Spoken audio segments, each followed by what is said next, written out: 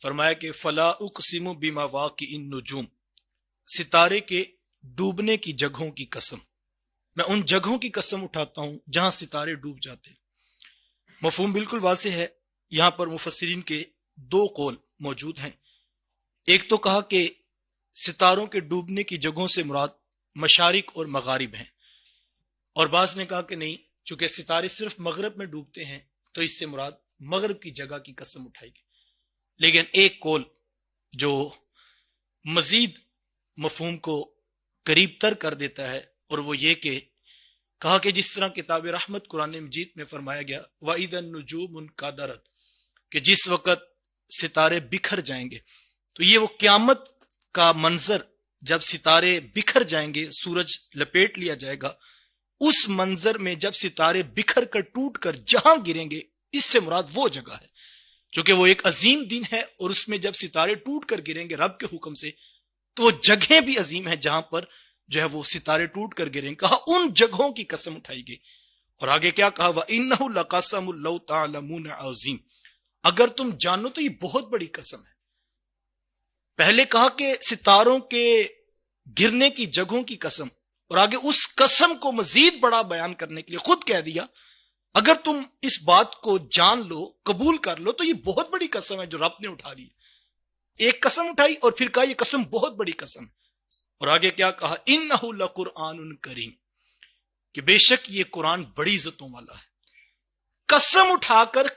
اور پھر اس قسم کی عظمت کو بیان الگ سے کر کے مضمون کیا بیان کیا کہ انہ لقرآن کریم، یہ بڑی عزتوں والا قرآن ہے جو ہم نے تمہیں دیا۔ یہاں مفسرین نے سوال اٹھایا کہ یہاں پر قسم اٹھا کر قرآن کی عزت اور عظمت کو کیوں بیان کیا گیا؟ کہا اس سے پیچھے کتاب رحمت قرآن مجید کی حقانیت کو منوانے کے لیے جب کفار مکہ اس بات کا انکار کرتے تھے اور وہ یہ کہتے تھے کہ معاذ اللہ یہ حضور علیہ السلام کا من گھڑت ہے، اور